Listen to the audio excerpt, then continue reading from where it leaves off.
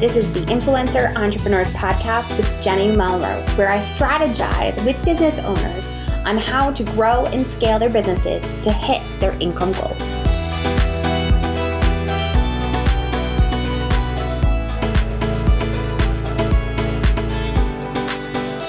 This is episode 289 of the Influencer Entrepreneurs Podcast with Jenny Melrose. Today, we're going to dive into how to get unstuck in your business and life with Charity Lighten. This is such a great conversation that she and I were able to have. I was just really struck by Charity. She was the not keynote speaker, but she was the MC for Tastemakers Conference and did just such a great job of pulling everyone in.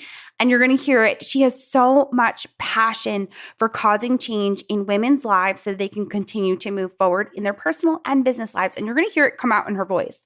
Now, I want to make sure that if you are to a point where you are feeling stuck and you are overwhelmed, make sure that you send me a DM on Instagram at Jenny_Melrose, and I will send you over my Mastering Overwhelm Blueprint.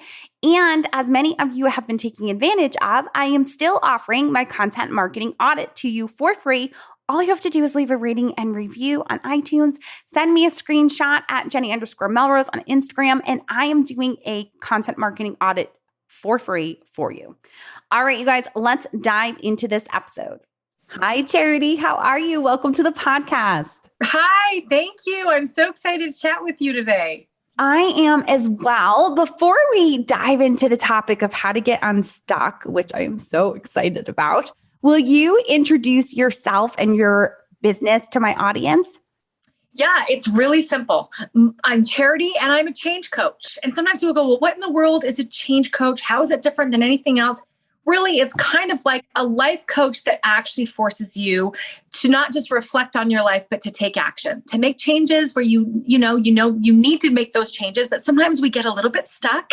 And so having a change coach can be helpful. Yes, that's such a good explanation. And I think we all feel that at some point, and some of us will try to just muddle through. But I love that you give fast solutions to be able to put it into practice. So how do we know that we are stuck? I think that's it's just one of those little things where you kind of would say, how do you know you have a sliver in your hand? It only bothers you sometimes. You can ignore it when you want to, but when you get really still and you get really quiet, you're like, you know what? I think there might be a sliver in my hand. It's kind of the same thing where you're like, I can tell maybe you're just off, or you're feeling it. You're not feeling your best, or you're not in this element of flow and energy. So it's quite different for everybody. But the easiest way is it's that interpersonal connection with yourself to go, am I living an optimal life the way that I want to live? And if not, maybe I'm stuck somewhere.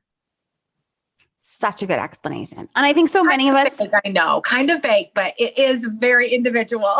No, it's so good. I feel like during the pandemic, a lot of us felt lots of different things and we didn't know how to kind of deal with all of it. And now that we're starting to come out of it in somewhat new normal, be able to notice these things. Yeah, absolutely. So do our personal and business lives overlap and cause us to think we're stuck in one way, but we're really stuck in the other? Yeah, I just feel like in general, we are whole beings. It's this holistic environment. So as much as maybe we want to separate our personal from our business or, these types of ideas, in reality, how do you do that? We are who we are all of the time. We can put on different hats and we can put on different roles, but in our core, we are who we are.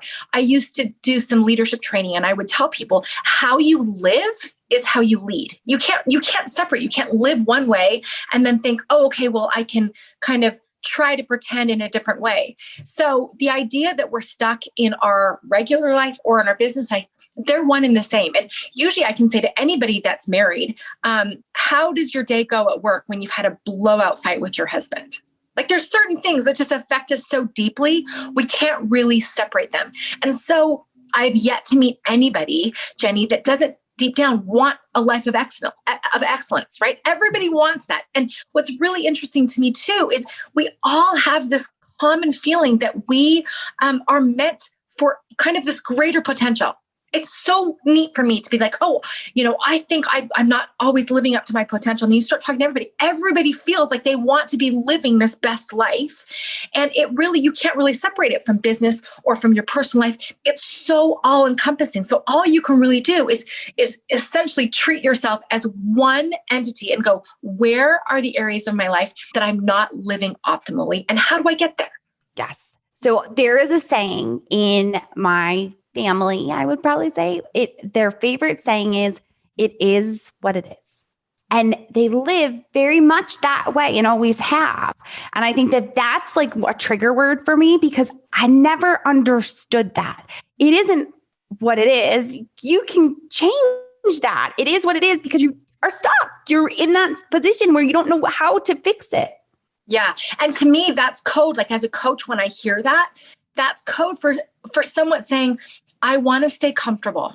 It is what it is. This is comfortable to me because the idea of change, if you think of it like physics, in order for change to happen, there has to be some sort of tension. Even when you're like lifting weights, there's going to be some sort of tension there. And so many of us, it's hard. And so we want to avoid the uncertainty. We want to avoid the discomfort. And until making changes is more uncomfortable than staying where we're at, we're just going to stay where we're at. Yes. So my question becomes, how do we determine which part of our lives needs to get unstuck first? So you gave that example about when you get into a fight with your husband, how is your work the next day? How do we know it's work or if it's personal? Yeah, that's really not as easy as we think. For some people, they go, oh, well, I know it's easy. I've been eating like crap, so I feel like crap. I know I need to start there. For other people, it's not as easy. In fact, once I went to my chiropractor, I was like, my neck is killing me. I don't understand what's wrong with my neck. Well, he goes into this little part of my back and he starts messing with this middle part of my back. I'm like, oh, no, it's my neck. And all of a sudden he touches this part in the middle shoulder kind of my back and I can feel it penetrating up into my neck. And so I could have treated my neck, but instead he was wise. It's like, okay, I know where the real problem is. So It's not always easy, but usually where I want to start with people is like, okay, I personally feel like there's 3 foundational pillars that are like, these are good places to start. One, like I mentioned, is physically. It houses who we are, our spirit, our energy, all these things. So I would start, hey, how are you doing physically? How are you taking care of yourself?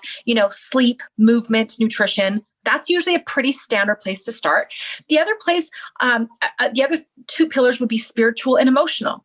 We are spiritual beings. We're emotional beings. And if there's some sort of something that's stuck there, that's where I would start. And if when I'm working with somebody like, okay, well, I don't know that it's necessarily any of those categories, then I can move on to the next level. And in my coaching course, I've got a Change Academy course. We go into 10 different categories where every day you kind of look and go, okay, well, which of these categories does my spirit or my mind want to work on today, is calling to me? And that could be something like your love, your romance. That could be your finances. That for me, sometimes, Jenny, this is going to sound crazy, I have to have a little bit of adventure in my life. Like if I have nothing to look forward to, nothing on the calendar, I will sometimes start to feel a little bit off. I'm like, okay, what is it? I'm like, oh, I just need a little something.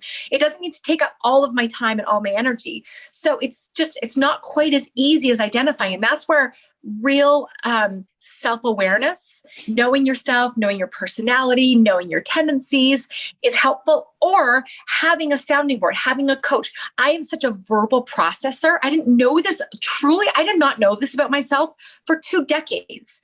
And then I learned, I'm like, oh, I'm a verbal processor. That's where my girlfriends are handy, or my husband is handy, or a coach is handy that can kind of help you go, okay, let's work through this together.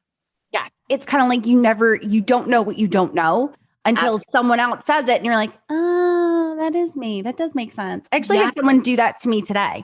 A very close friend says to me, this is how you act when we're out with all the girlfriends and it's your empath. You all of a sudden, you tense up and you have to like go out of the room and you come back in and then you're good to go. It's like, you just need that breather. It's that you're trying to take on too much of everyone else's feelings and trying to make sure everybody's good. And you just need that break. But it was kind of like hearing those words from someone else was very not what I was expecting, I guess.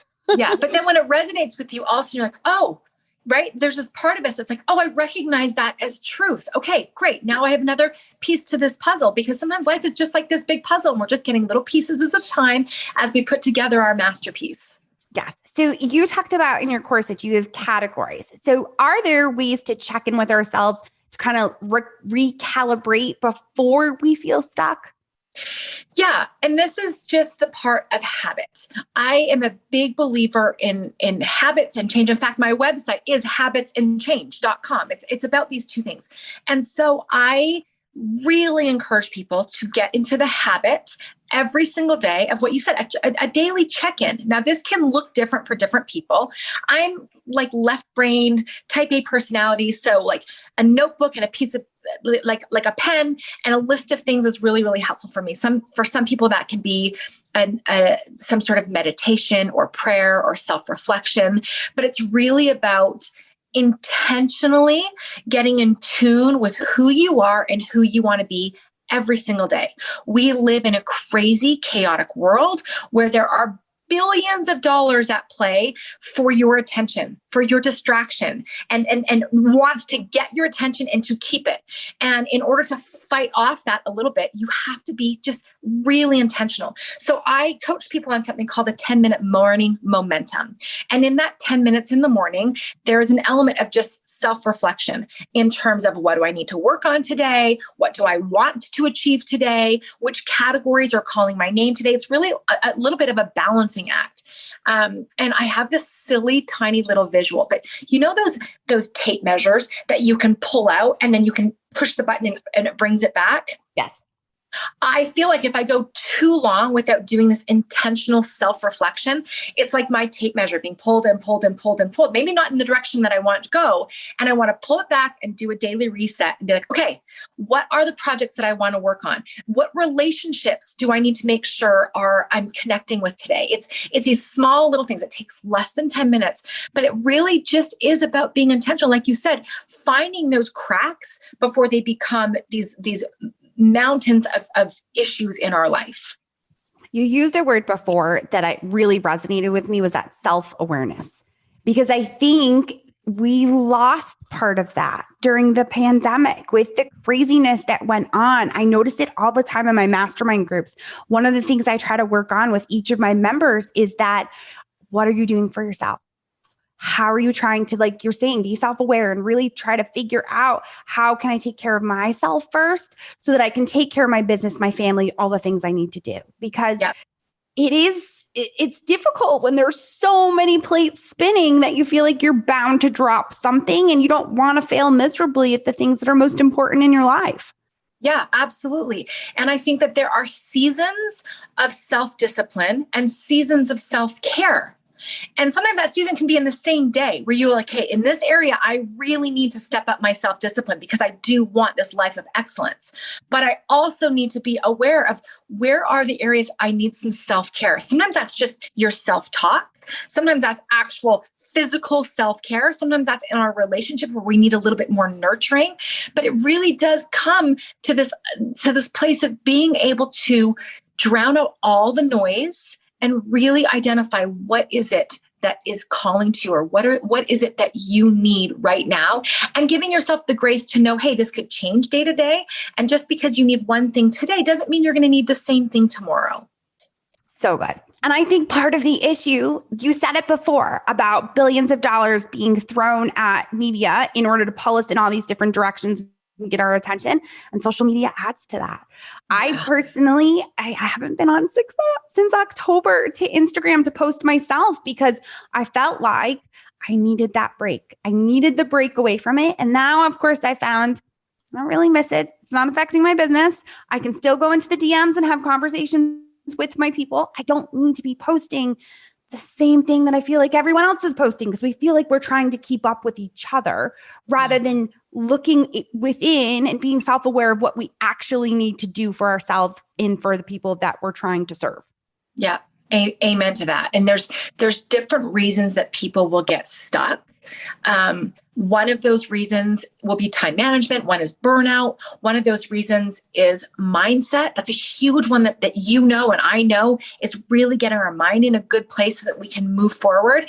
But I think you've heard me talk about this before, that the solution to all of the different areas that people get stuck is to take action anyway. So we might have analysis paralysis. That's one thing I talk about, where you're like, oh, I don't know. Should I do this or should I do that? It could be a business decision. It could be a weight loss thing. You're like, well, should I try keto? Should I try intermittent fast? Like we just have analysis paralysis on so many different areas of our life. Take action anyway. We won't know what our own personal blueprint in life is until we start down the road. And I think certain personalities, myself included, I want the answers first. I want to know, okay, show me all the way from A to Z before I start. And the reality is probably the best advice I was ever given. You will never know what A to Z is until you get going on A, B, and C first, and then give yourself the permission to adapt and change and continue to grow. But you will never get unstuck if you don't just take action to begin with. So good. I love it, Charity. Just so good. So you have a guide on ways to help us be more productive. Can you tell me a little bit more about it? Yeah, I just have 25 tips that will help people be more productive, be more efficient, and just help them get unstuck. It's easy, it's free. People can download it on my website, habitsandchange.com. But there's a few certain things in there that I think are fairly universal. So I'll give you an example. Mm-hmm. One of the silly things is to eliminate distraction. So when I was writing my book, I was the most productive procrastinator. I would do everything except sit down and write my book. My baseboards were clean. My fridge was clean. I would find all these ways to be productive. And I'd pat myself on the back because I was like, oh, you were doing such a good job. But in reality, what my soul was telling me I needed to do was right. And so in those moments when I would block out, I'm a fan of time batching. When I would block out my time to write, my rule and my mantra was, you can write or do nothing else. Nothing. You can't clean, you can't return emails. So that is a pretty extreme example of eliminating distraction in our life. But that's one way that you can be more productive. Another simple little tool, if people are trying to work on something, on a goal, tell somebody else. Science shows that when you feel somewhat accountable, now that could be an accountability partner, that could be a coach, that could be as extreme as social media. I know a girl who got on social media. She's like, I'm going to lose 100 pounds. And this is my way of telling other people to make us more accountable. Crazy. So good. So what we're going to do is we're going to link to those in the show notes. And obviously my listeners know they can always go to Instagram and hit me up in the DMs at Jenny_Melrose and just ask for that guide. I will make sure to send that right to you. Charity, where else are the best places to connect with you? Honestly, sad as is, we're talking about social media distractions, is on Instagram. Charity Lighten is my handle. I'm pretty active there, mostly in my DMs and all those things. And in my stories, I'll share different ways that I am incorporating these same sorts of tools in my own life. So good. Yes, we will link to that as well. Charity, I appreciate you so much for taking the time to speak with me and my audience and to really dive further into this whole topic of getting unstuck. Wow. Thank you for having me. It's always such a fun thing to talk about. All right. Well, there you have it. I hope you can really start to see how change can make such a difference when you are feeling stuck, whether it is personal or business related.